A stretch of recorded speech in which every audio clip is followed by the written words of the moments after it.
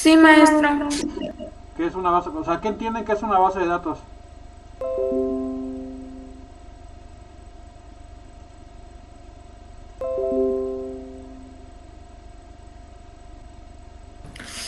Un programa en donde se almacena la información, se agrupa.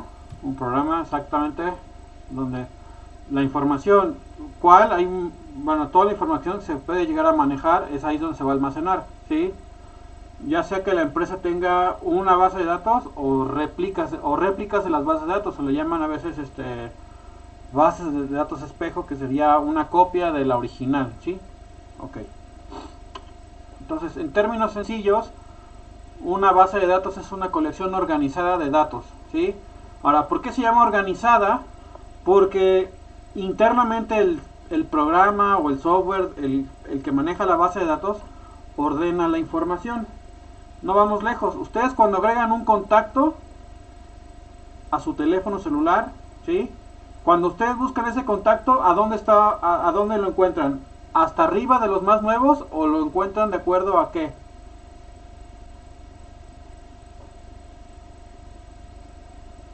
De acuerdo a la iniciales del... A ver, una vez. De De acuerdo acuerdo al al orden orden alfabético. De acuerdo al alfabético, ¿sí? Entonces, los sistemas o las bases de datos automáticamente van a organizar u ordenar la información de acuerdo a un criterio. Normalmente, en el caso de lo que estoy comentando de los contactos de celular, lo ordena de acuerdo al nombre, ¿sí? Podría ser de acuerdo al número o el domicilio, lo que yo le especifique o como se le quiera mover, puede organizar la información, ¿sí? Ok. Entonces por eso es una base de datos, es una colección organizada de datos. Datos es todo lo que me permite almacenar de información. Ok.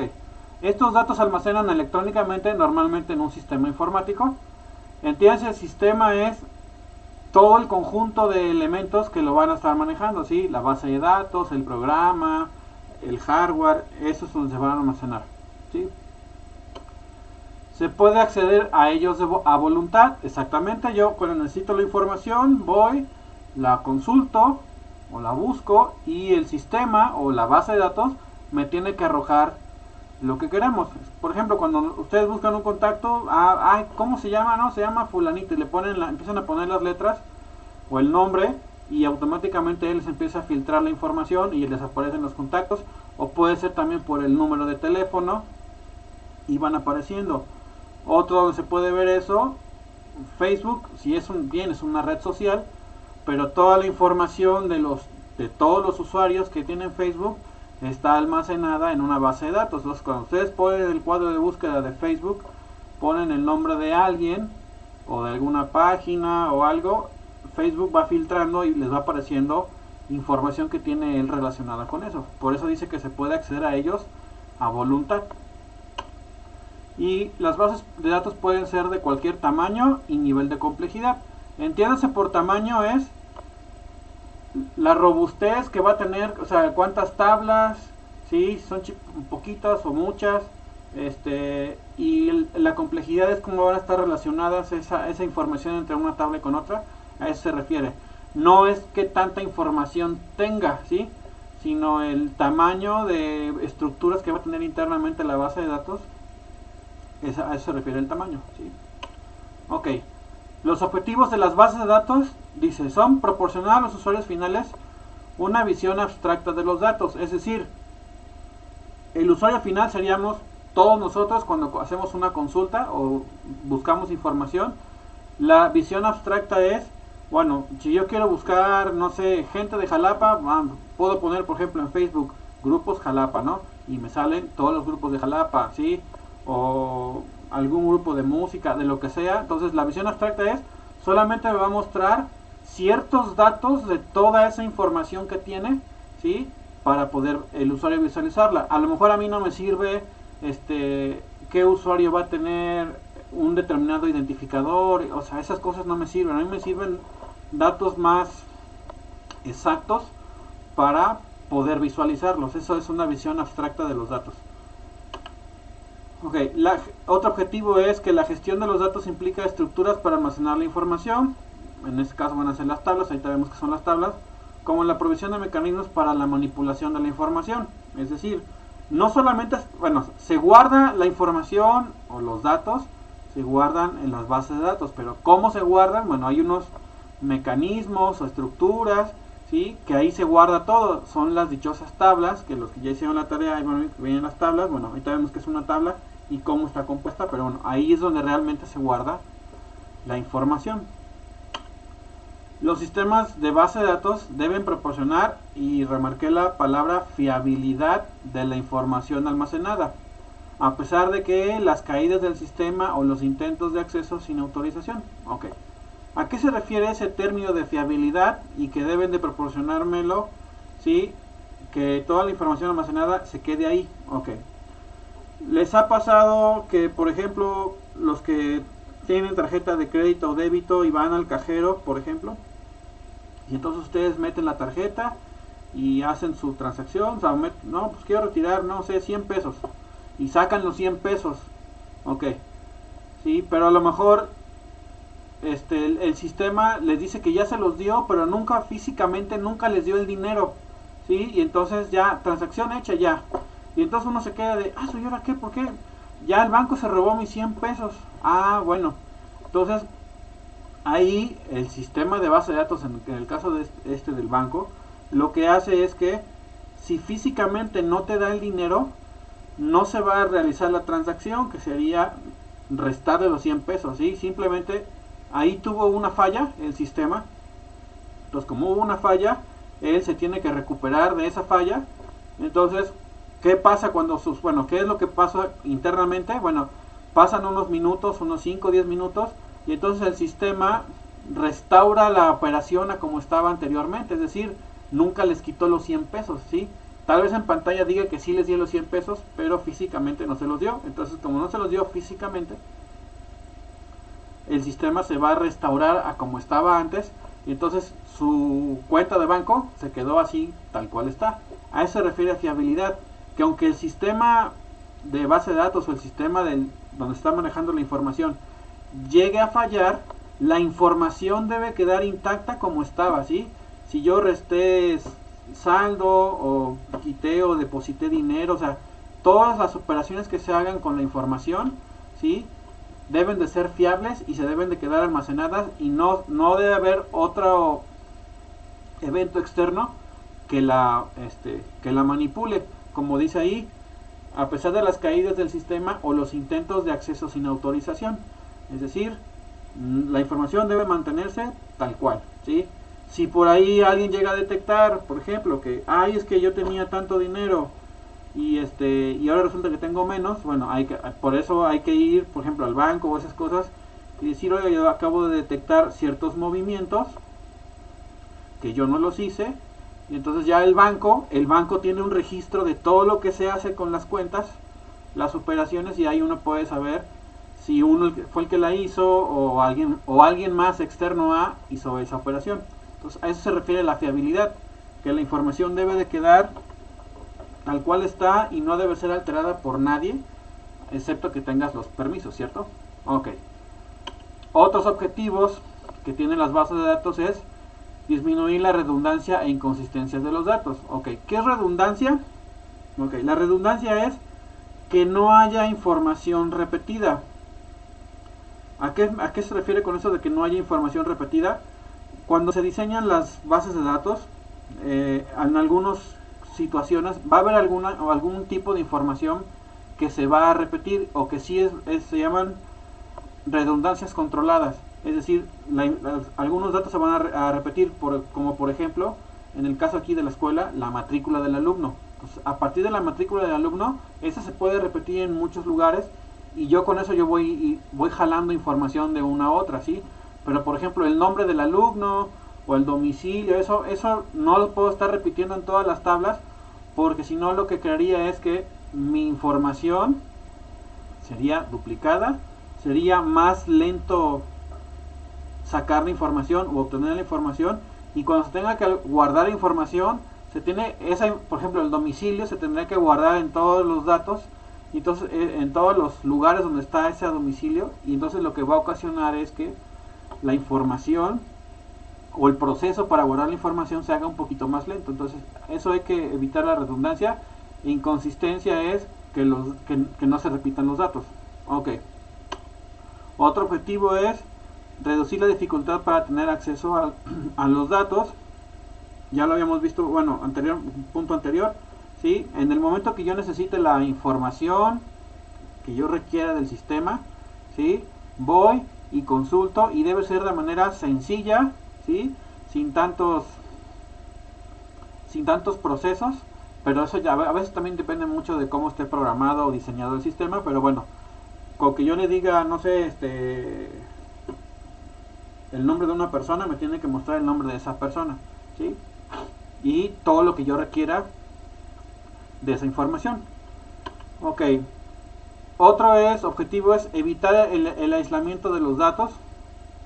El aislamiento se refiere a que cierta información, si bien debe estar aislada, ahorita voy a explicar por qué tiene que estar aislada, no siempre debe estar, vamos a ponerlo, aislada o bloqueada, ¿sí?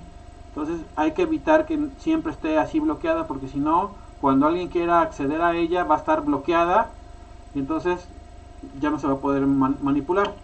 El otro es corregir anomalías en el acceso concurrente, es decir, que varias personas accedan al mismo tiempo a esa información. Eso también es muy difícil que suceda. Si sucede, por ejemplo, Facebook, ustedes pueden abrir su cuenta en la computadora y en el teléfono de Facebook y pueden estar manipulándolos al mismo tiempo. Eso es concurrente, que al mismo tiempo puedan acceder a la información, en este caso al perfil de Facebook, ¿sí? O a su perfil. Pero por ejemplo, en los bancos eso no se puede hacer. Si ustedes están sacando dinero del cajero o están en ventanilla sacando algo y están haciendo un trámite para su cuenta de banco, mientras ustedes están haciendo el trámite, su registro o su cuenta de banco se tiene que bloquear, ¿sí? Y entonces, si alguien más quisiera acceder, no va a poder hacerlo porque está como bloqueado. Okay, eso es el acceso concurrente, ¿sí? Es muy común que suceda, es poco común que suceda, dependiendo de lo que se necesite hacer. Otro objetivo es disminuir los problemas de seguridad, ¿sí? Corregir que las bases de datos estén protegidas y que nadie tenga acceso a ellas. Y bueno, las bases de datos en general tienen ciertos elementos. Los que voy a mostrar ahorita son los más comunes, ¿sí? Dependiendo ya del programa, porque hay muchos programas para manejar las bases de datos, hay otros tienen unos elementos más. Yo ahorita voy a mostrar lo que en general las bases de datos tienen, ¿sí? Y luego me voy a enfocar a lo que tiene, por ejemplo, Access, ¿sí? Que es el que vamos a estar manejando. Ya trae otros elementos aparte, que son elementos más visuales. Ok. Entonces, de los que hicieron la tarea, ¿alguien recuerda algunos elementos de las bases de datos?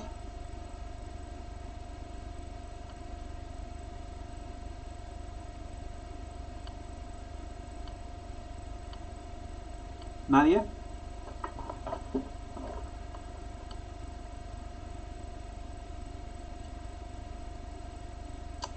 Chicos, ¿nadie recuerda elementos de las bases de datos? Por ejemplo, hay uno que es la tabla, el campo, el registro. ¿Me pueden decir qué son?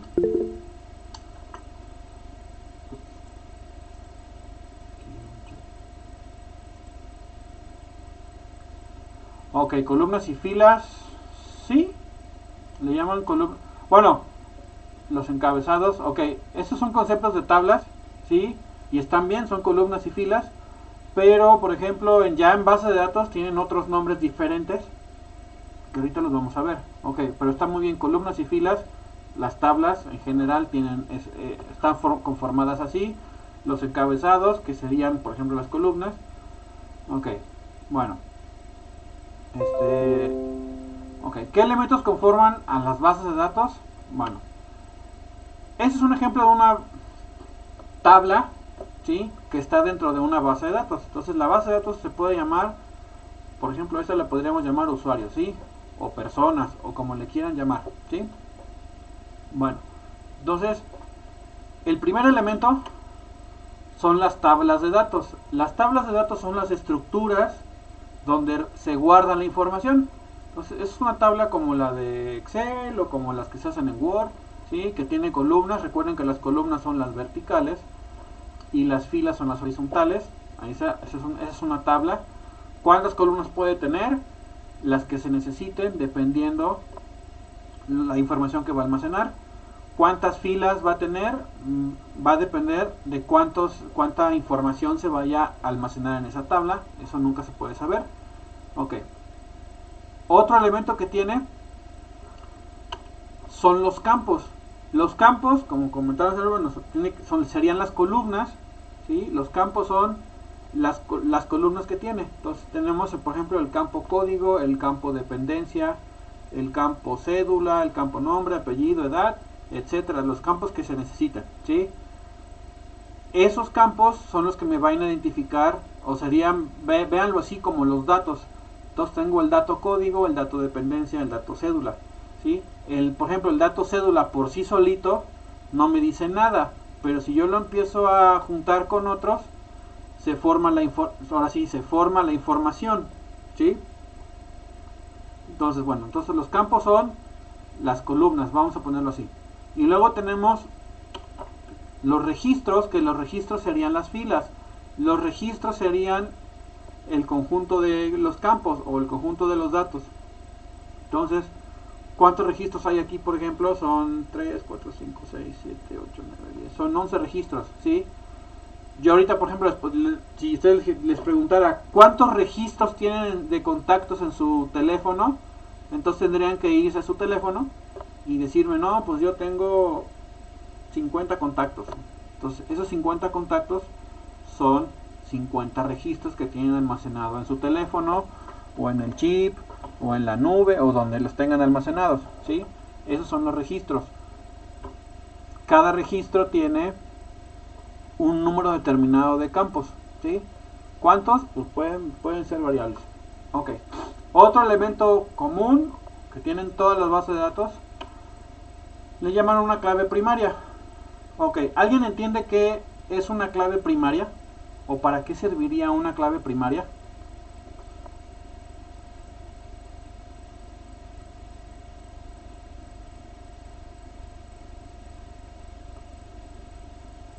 ¿Cuál sería ese uso?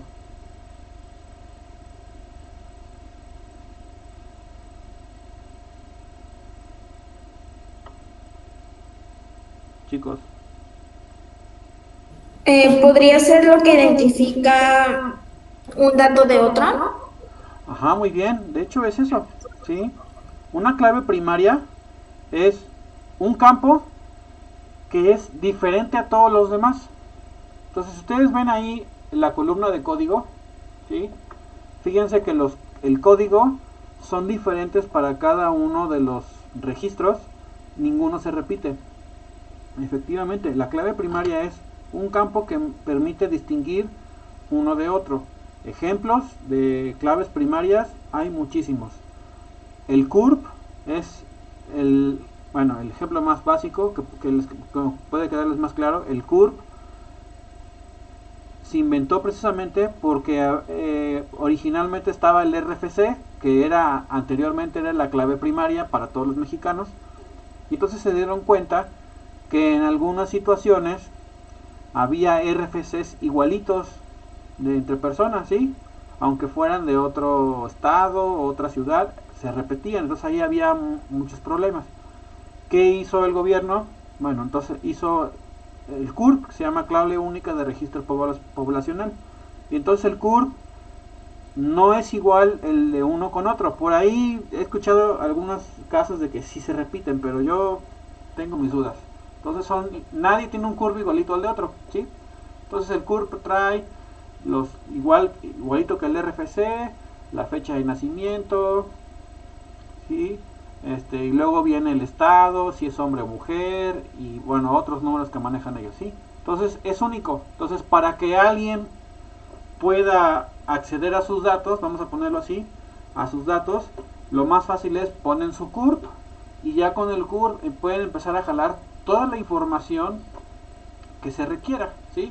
Entonces ahí yo puedo saber el nombre de la persona, cuántos años tiene, dónde vive, su teléfono, puedo saber, por ejemplo, en el caso del banco, puedo saber cuándo tienen su cuenta, ¿sí? Los beneficiarios, si es que hay beneficiarios, si tiene hipotecas, sus adeudos, todo eso se puede saber con una clave única, ¿sí? En el caso de aquí de ustedes de la escuela, ustedes tienen su matrícula.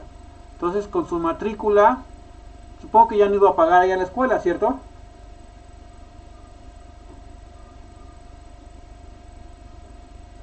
Chicos.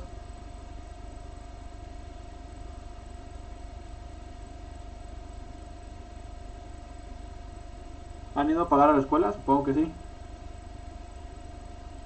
Sí, maestro. Sí, maestro. Okay. Cuando ustedes van a la escuela ahí a hacer el pago o un trámite, ¿qué les van a pedir para identificarlos? ¿O qué les piden ahí en caja? La matrícula. La matrícula. Ok, la matrícula y probablemente les van a decir de qué carrera, ¿no?